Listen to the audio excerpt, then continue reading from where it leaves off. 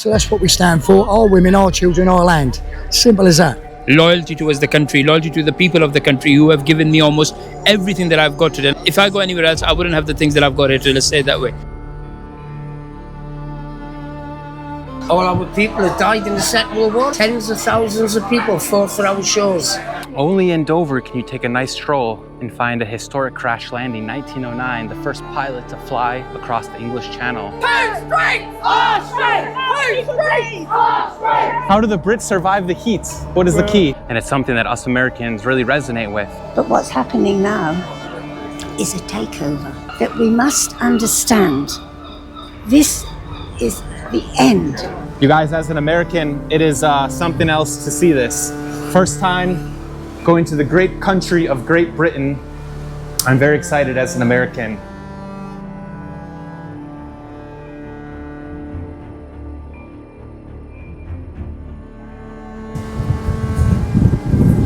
Guys, we got great news. We're in the English Channel and we are leaving France, thank God. I just spent about 5 days there. I tried so hard, but it was impossible to make French friends. Anyways, I met some great Welshmen here. This is Lee and Lincoln. How's it going, mate? I wanna go home. I've been here 9 days. Eating shit food. Ay, ay, ay.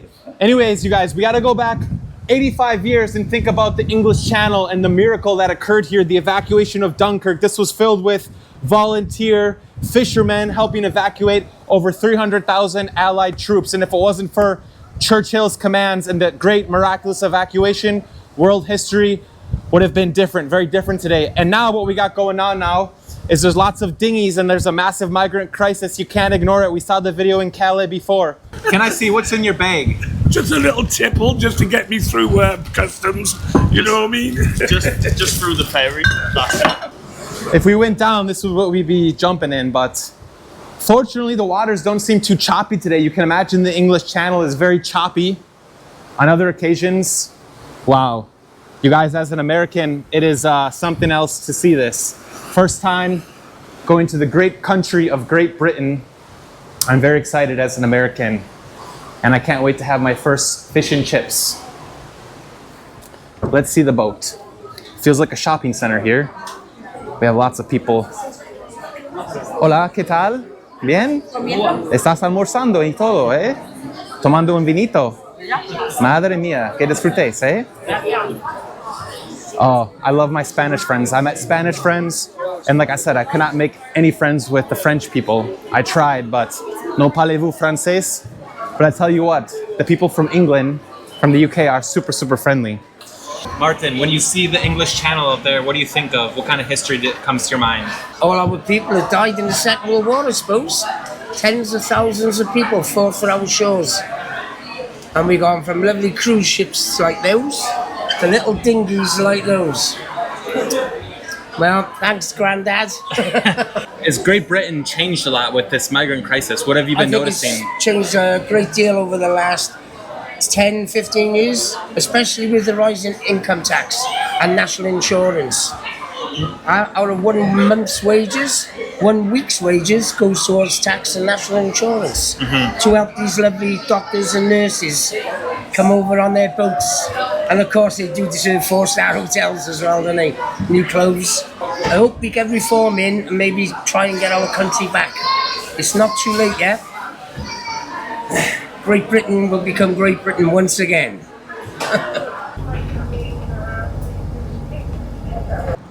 I am on British soil. Look at the cliffs of Dover. What an adventure. That is a massive port. So many trucks and lorries and cars and ferries and boats going through there. It was quite a process, but we are here on British soil finally. And we're gonna go look for a pub, because what else do you do when you get to the good old country of England? All right. And I have to tell you, I have my fags. These are fags. Wow, the British lorry drivers and the French lorry drivers have to have some insane patience. Oh, yeah. This is just a waiting game. They're going back to France. I feel bad for them. Yeah. What do you call asphalt? Asphalt is a sidewalk for us. Pavement. Pavement, yeah. We're on British pavement. Is this pavement? Yeah. Wow. We know what that's like. You go down in France. Oh. Lee, what the heck's going on here? It's hotter than the Costa del Sol in Spain. I know. I'm just dying here from the heat. It's bloody hot. How do the Brits survive the heat? What is the key? We just sweat and complain like we complain about every fucking thing. Yeah, we do. Too wet, too windy, too cold, too hot. This is f***ing miserable. Let's try an English blackberry.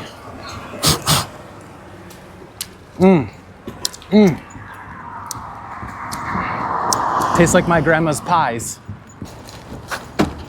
Oh, jump in. Jump in, jump, Jump in. Jump in. Oh shit. Go on, just jump. Oh, just jump in. I got some smuggled fags for you. Yeah, thank you very much, my man. You're a good smuggler.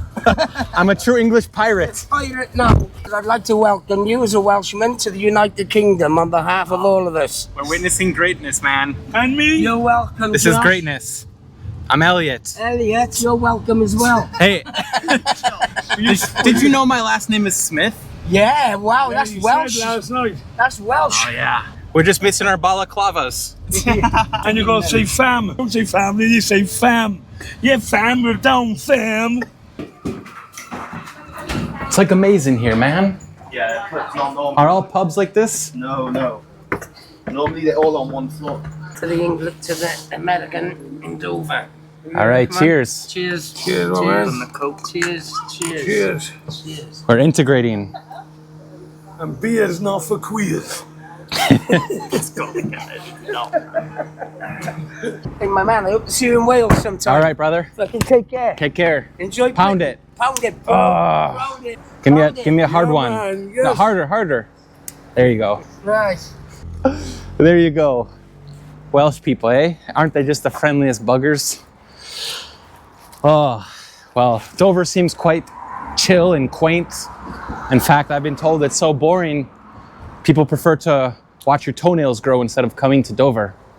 Anyways, let's see what a hotel for 80 pounds can get you, which is like 120 US dollars. It is a strong currency, the pound, eh? Well, who knows nowadays. All right, let's see what 80 quid can get us. In Dover, not bad, not bad. In Calais, it was more expensive and the bed was half of the size.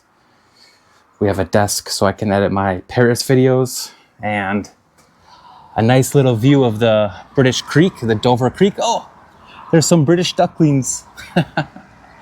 Oh, so cute. Look how the hotel's built right into the creek. Some fine British ingenuity.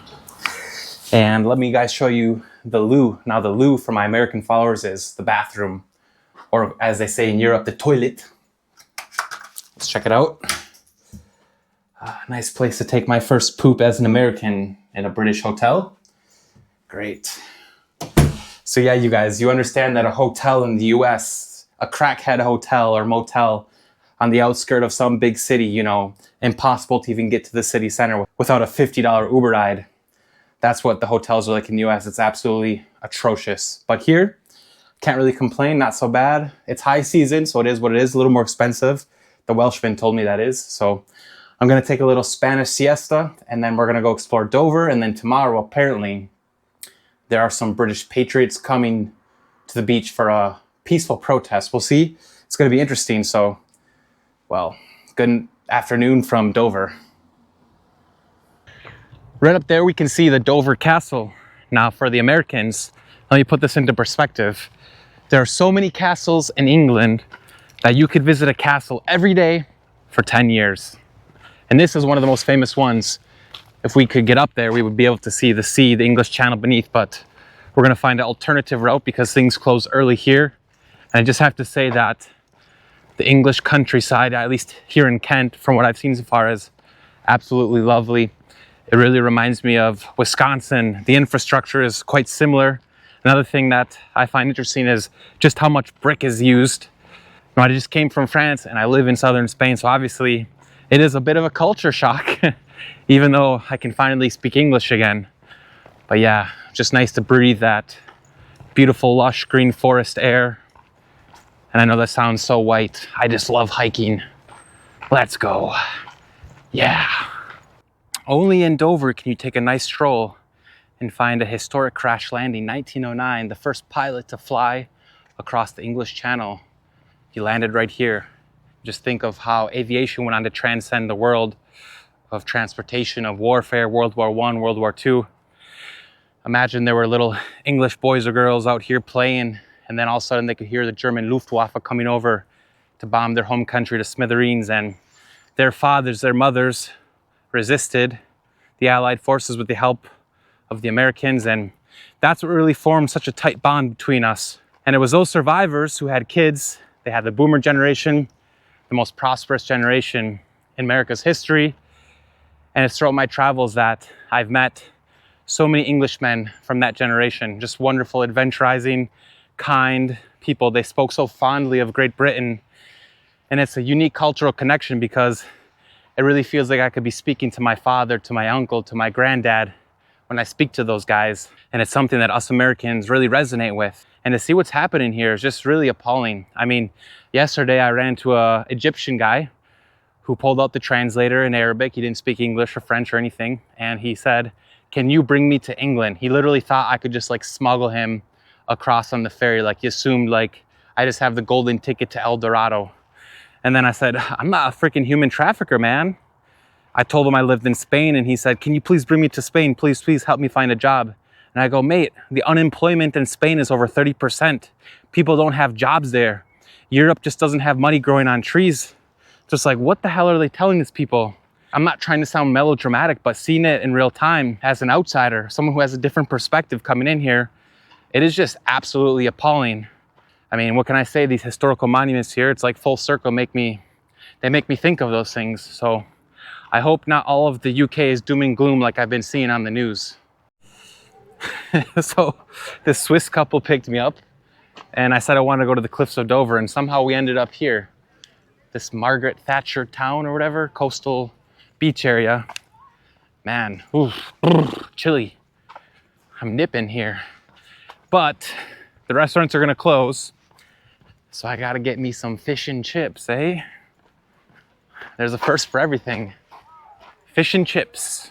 Shepherd Neame. Coast Guard. On the bay. All right, the server here told me they don't do walk-ins. I was gonna make a legendary fish and chips video. Well, I guess I have to walk now. Some 2 hours along the cliffs of Dover. And there's not that much sunlight. And crikey, what's gonna be open in Dover? Only some shitty kebab place. Oh, they're very friendly. Yeah, they're very nice. Hey guys, I found a better solution. Taxi back to Dover. He just appeared out of nowhere. That was the one time you met an American on your street, hey? You realise how much he's going to charge you for that? Yeah. All right. So this is Margaret. What goes on in Margaret? Margaret Art Cliff. Just a little English town. Yeah, is it a cold village? Yeah. Small village, yeah. It's lovely. I was in France and nobody stopped and said hi to me. Nobody offered to help. And I've been here for 5 minutes and I've had 10 people offer to help me. You guys are different people up here. No, France, I don't know. They don't like to speak English. Yeah. That's the problem with France. No one likes France. You also like bring tourists to all these places. That's what we do. People like showing, they say we want to go somewhere nice. Yeah. And we show them. This is the St. Margaret Bay and this is the beach. Yeah. It's nice view. Garden here. Mm-hmm. They're called Pencester. All right. Okay then. Have a good night. Enjoy. All right. Nice to meet you. Thank you. Thank you for your service. Dun dun dun dun dun dun dun dun dun dun dun. All right. Fish and chips with a view of the Dover Castle. Let's get it. First time eating fish and chips in my life, mate. Every day for me. Every day for you. Smoking a joint and fish and chips. That's the one. Can I please have fish and chips? Yeah. The norm, right? Yeah. Okay. Sorry? Large. I'm American. Americans like big portions. This is like a Christmas gift made from Santa Claus. Oh, Oh my gosh. Good luck, man. Enjoy it. How am I supposed to finish this all? I'm American, it's too big for me. We don't. You never do. Oh yeah, boy. Yeah, boy, look at this. Look at this right next to the Dover Castle. No wonder this is called Castle Fish and Chips. What an epic price to raise a family, eh? A big giant slab of deep fried fish. It's literally so big you could slap a seagull unconscious. My first bite of fish and chips as an American. No, a Brit would say, it's all right, it's all right. But really, that basically means it's national treasure level good. You know who brought me here? The Kurdish Iraqi taxi driver. He's the one who suggested it. He's like, these are the greatest fish and chips, mate. He even had a British accent, 23 years here. Now we have to navigate the streets at night. I just hope there's no machete-wielding maniacs at the park here. I've heard that all these small towns in the UK have become super dangerous. That you're just gonna get stabbed with a machete at any moment. Is it true? Let me know in the comments. What's up, guys? You wanna have a cheers? All right.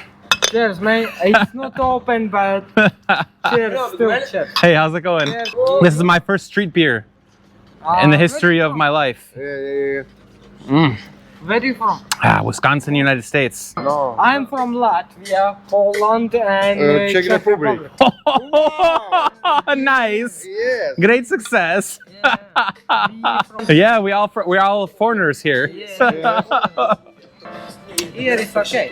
Yeah, it's a nice town, eh? It's a nice town. What are you doing in Dover? We live here. But how did you end up in Dover and it's not London or some? A long time ago we end up here. I came here like when I was 18.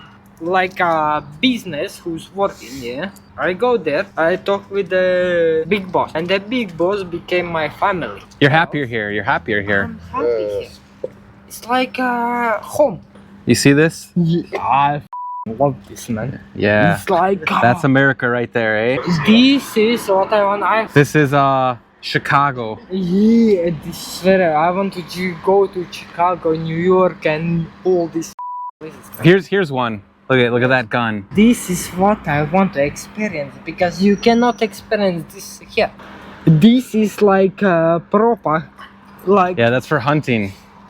Yeah, that's we eat those right there. yeah, deers. Yeah, deer. Yeah, deer. We do the same in my country. That's a tank of beer. That's a beer tank. I want to go there. That's a revolver. You see that? And a rifle. All right, mate, listen, I got to get back to the hotel. All right, brother? Nice people, all right? Very nice to meet Way to represent the Dover migrant immigrant community. Oh, wow, what an experience in Dover. We had the Kurdish Iraqi taxi man who brought me fish and chips, then 2 immigrants from Latvia and Czech Republic drinking their beers on the street. What a lovely place, Dover.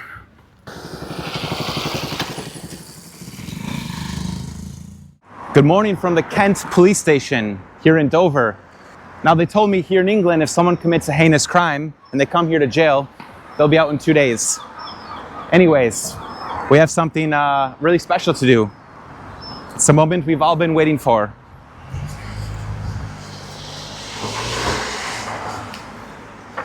Oh wow, look at this breakfast. Now, I made a mistake. I said that I wanted the full English breakfast because I thought it came with tomato and black pudding, but this will do. Baked beans, the magical fruit, the more you eat, the more you toot. Some sausage links. Now sausage links are like a personality trait here, they're very important. And some thick bacon. So this sounds like a cholesterol challenge.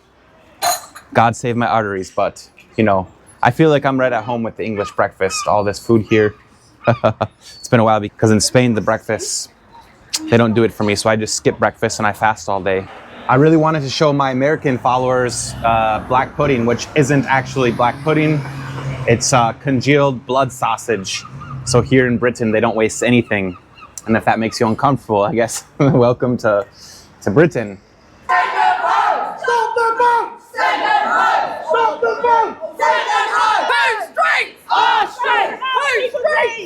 So we have the police here. Why would the police be here? Just prevention of... So there's anti-protesters as well, which spoil it. Yeah, there's counter-protesters or agitators. Yeah, us, we're just parents and grandparents. We're not far out, not far left, we're nothing. We're just concerned citizens. I find it interesting how the police here, they don't have pistols. In the US, of course. Even in Spain, they have pistols. Yeah. So it's like, what if there's a knife-wielding maniac running around the city? I mean, it's a tough job. Yeah, taser, I suppose. But you know, in the United States, there's a saying that says, around and find out. Yes. The police don't put up with shit there.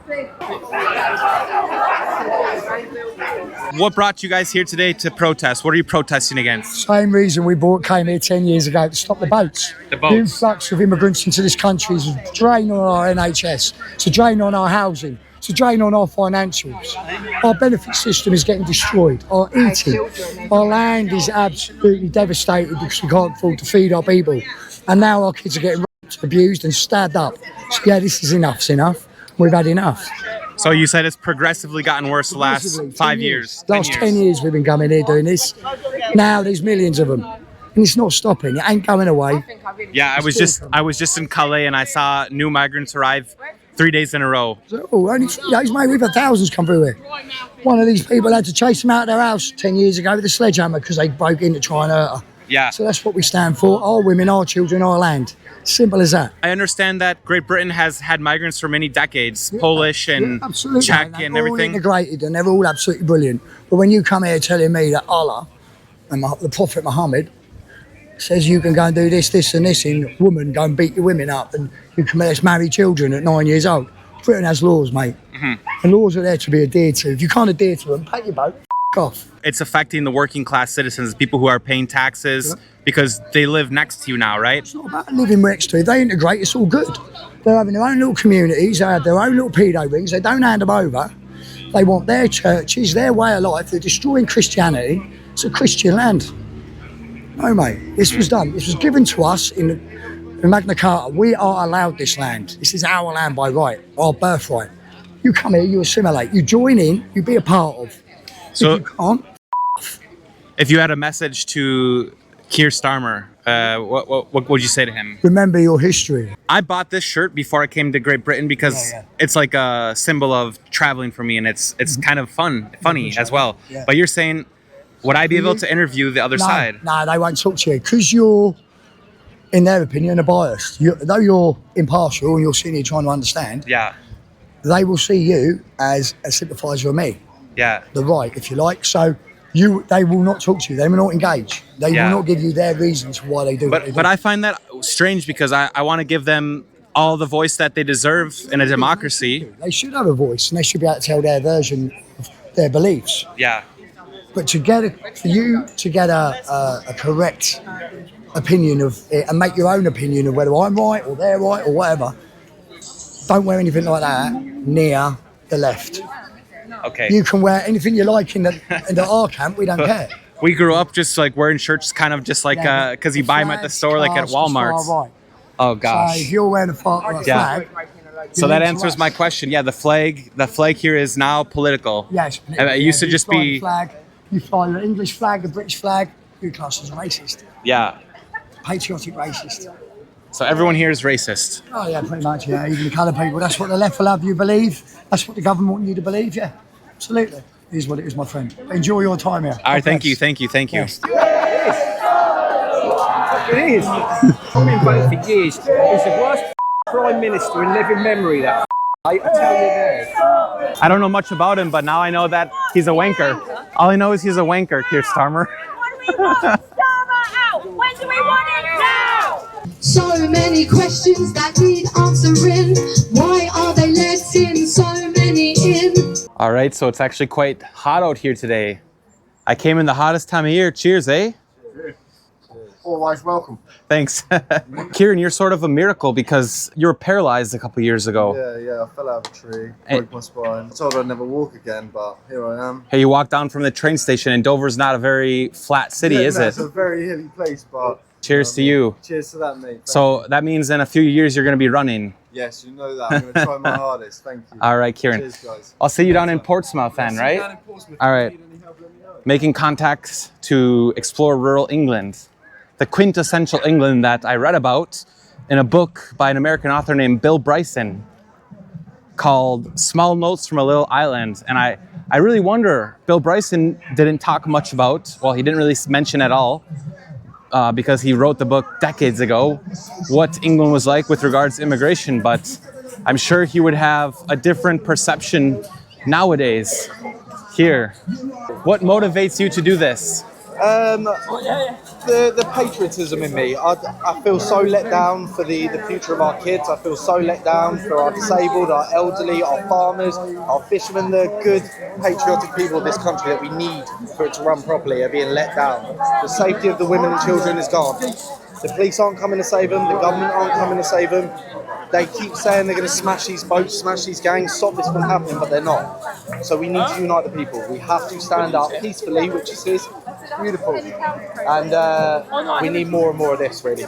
So my name is Shoaib and I'm a Pakistani. I was raised in Saudi Arabia, so never lived in Pakistan. So being in Saudi Arabia, I was an immigrant. And then obviously when I came to the UK, I've always considered myself as an immigrant. I'm more than happy just to be here, just to be a law-abiding, a good citizen of the UK and just be an immigrant. I'm not like one of them people who need the entitlement of, I've been here for such a long period, I need to be called either the British or, and all these things. I don't believe in that. Like I said, I can be here my whole life and I'll still be more than happy to be called a law-abiding citizen of an immigrant of the country. And that's it, because you're getting everything that you won't get anywhere else. So I think the reason why I do this and I've turned up here, because there is a lot of problem that is going on in the UK and it's coming from the Pakistani community. So me being a Pakistani, I think this is my loyalty towards the country, loyalty to the people of the country who have given me almost everything that I've got today. And I've got a very, I've got everything. I wouldn't have it, if I go anywhere else, I wouldn't have the things that I've got here today, let's say it that way.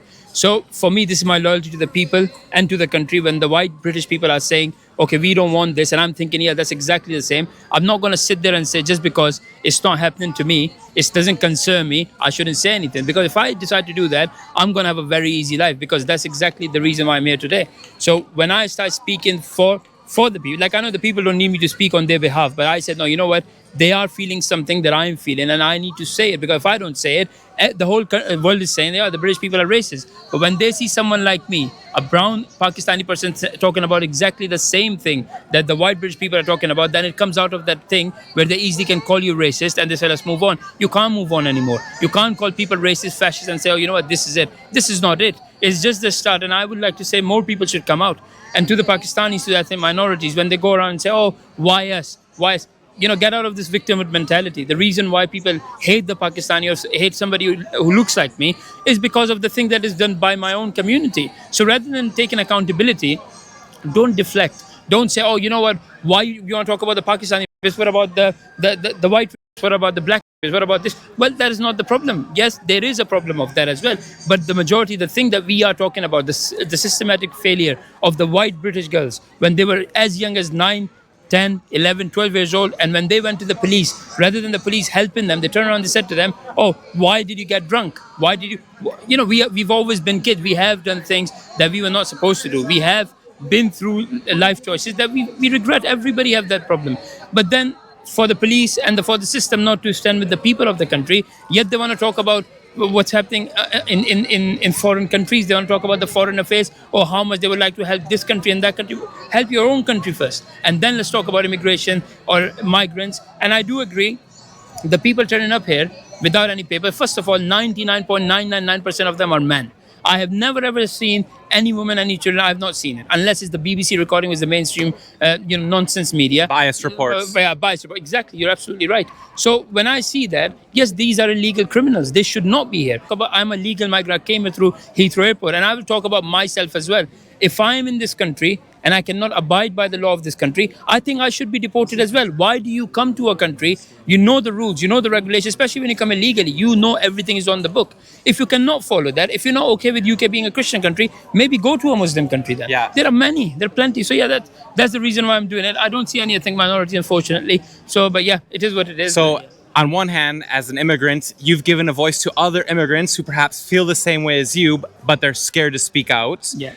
And on the other hand, I'm sure you have some people who really hate you, who really, how do you deal with that? Well, I've got a lot of death threats. Unfortunately, the police won't help me. The police aren't here to help me. They've got I do get a lot of death threats, and it's just only from my own community. I sit at home and I can just avoid all of this, and I can enjoy my life. I can have a very good life. But because I'm doing what I'm doing, I've lost my job from the council because they said to me, unless you stop saying that the white people are racist, you can't have this job. And unfortunately for me, I've got too much gratitude to the country. I do get occasionally messages from the people from my own community saying, oh, we're very proud of what you're doing. We wouldn't do it, but you're doing it. To those people, I've always said, why don't you come and do it with me? Come up because this is the time. If you're not going to do it now, there is too much divide already.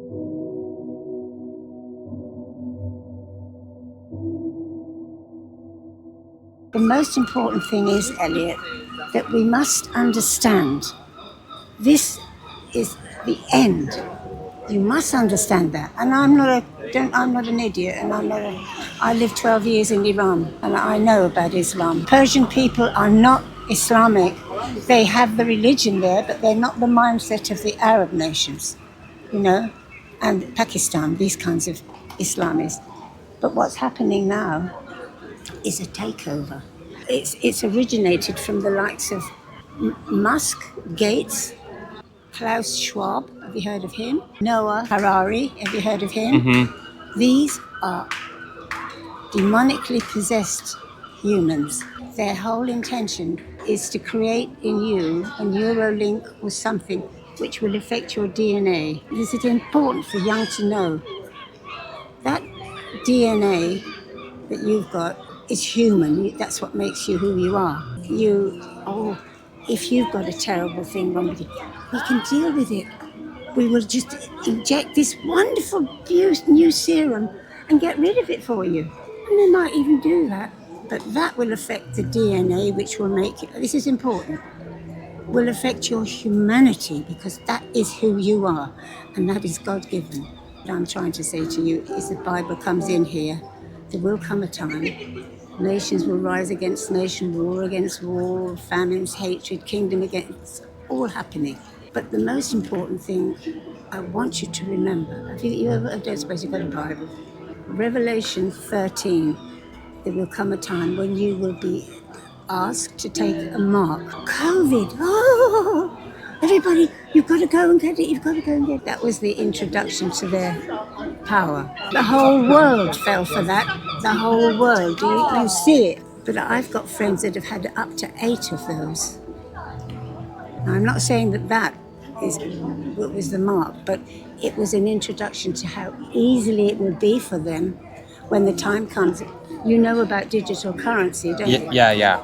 You know that's the next thing on the line, don't you?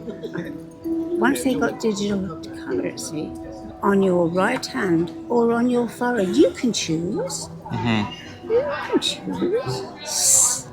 That is what's called the mark of the beast, and gives them complete control, totally, over everything. You won't be able to go in there and buy one of those ornaments unless you can. The Bible says this, and it's so important for the youngsters like you to know. Don't, not even if it costs you your life. As a Christian, I understand. I'm off this planet. I love God's creation. I love His people, but do not take it. Do not take it. If you do, you're damned, because you can never, ever be saved. I mean, your soul, you've got a soul. That is twisted beyond humanity. Christ died for you. Why did you live in Iran? Because I married a Persian chap, yeah. And it was wonderful. We went there during the time of the Shah, paradise of a country. It's not Arabic. If you walk up here and you see a young British girl, you might see her with a t-shirt and shorts. Well, that was normal for us. Same as it was normal for you in America. But when they look at you, filth, destroy, filth, lies. You've got to do what he tells you. Mm-hmm. And they look on us as something to be just got rid of. The mentality is the evil, very evil.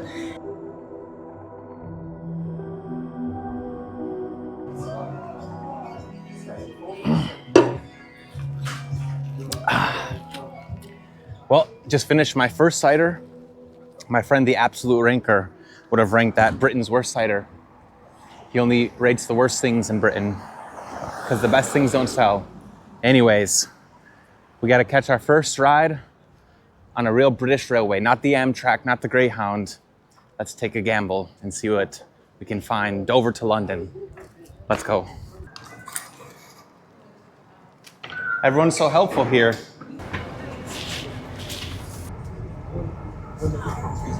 We will shortly be arriving at Folkestone Central.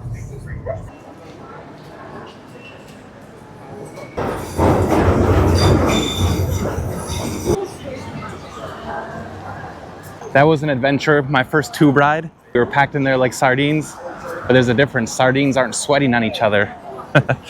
Anyways, this is the London Bridge. I have to say I've seen better in Lego sets, but what is nice is the skyline and of course the Tower Bridge down there. We'll go check that out in another video. So I'm gonna go check out into my hostel, and then I have a friend. We're gonna go see a fighting match tonight. It really does feel magical to be here. Wow. This is what foreigners must feel when they go to New York City and see Times Square. Maybe back in the day. I don't know nowadays what New York City's like. All right, we've came to Fulham, and I met up with a guy that wrote me for my Cuba series.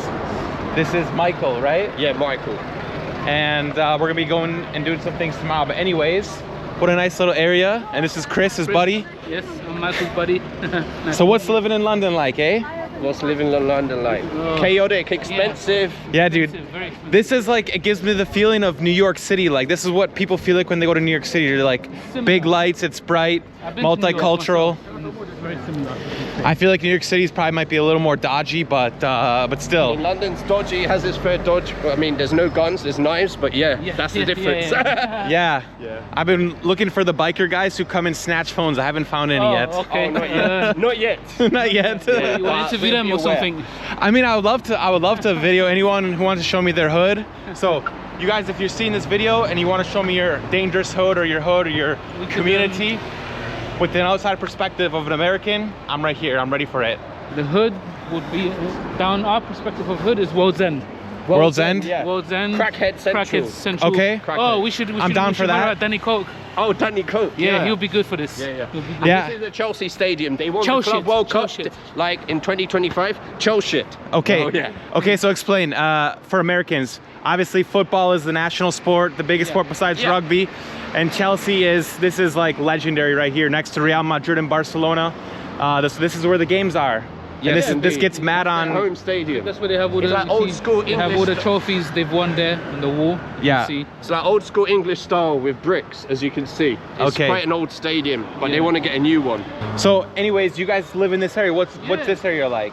This area, it's a nice area. For London's considered nice, to be fair. Yeah. It's a very posh area. What I like is like the infrastructure, the way that the cities are designed. Like obviously this is Europe, but for me it's like it's so similar to the United States.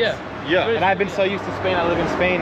This is just like, it feels like coming home, you know? Yeah. But also I'm thrown off by everyone's wearing pants and puffy jackets because this is the thing. I came from 35 degrees Celsius. Yeah, no, even here, it was 30 degrees last week and people are still wearing puffer jackets. Yeah. Which is like, and it's is like, that the fad, puffer jackets?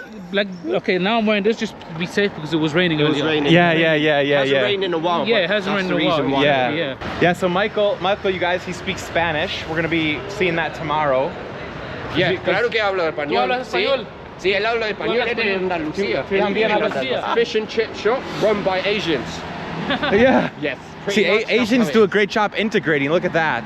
Yeah, fish and very multicultural. But it's halal. They don't have like pork stuff, unfortunately. But yeah. That's all right.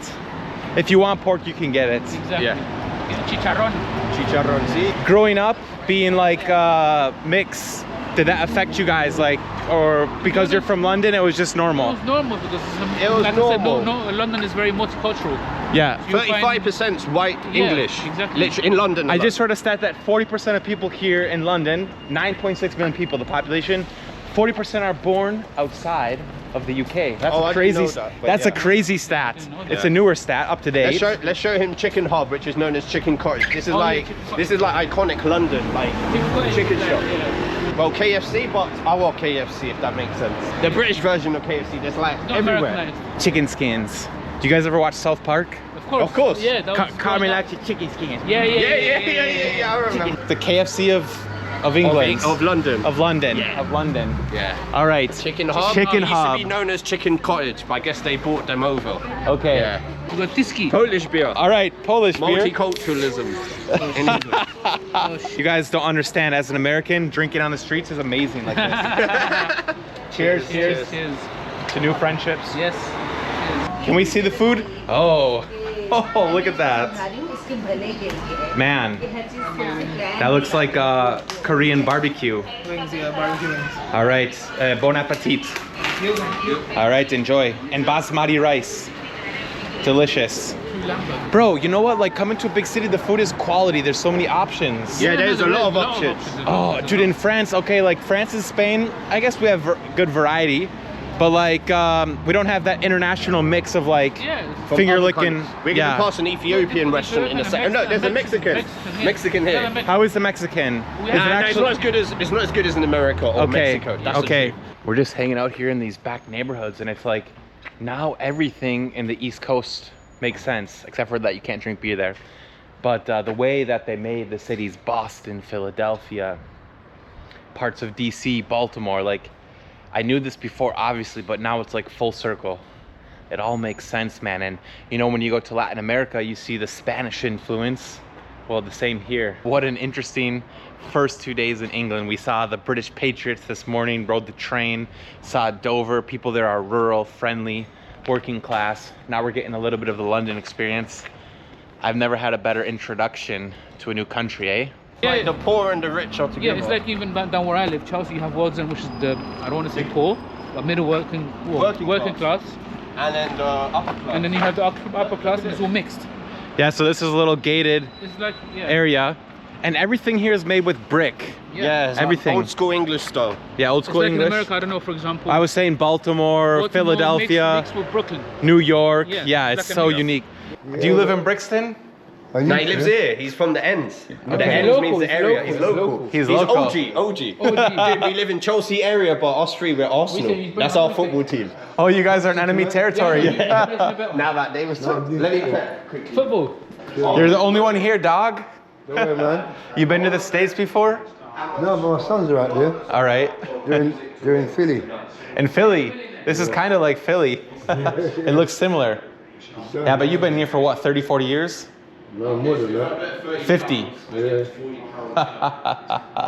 Good man. All right, cheers, guys. Cheers. Why is it that England doesn't have any English beers? We have Spain's worst beer, an Italian beer, Brixton, all right, a cider, That's British, Welsh. Foster's is Australian, and Spanish. Dutch. Yeah. Is that fish?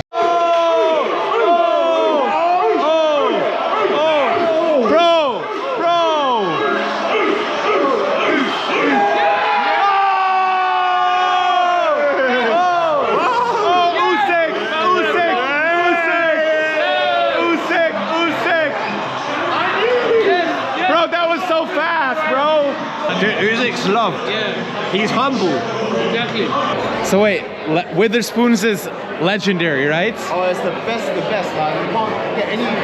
I can see, man. Everyone's here getting crunk. Are you getting crunk? Are you getting crunk?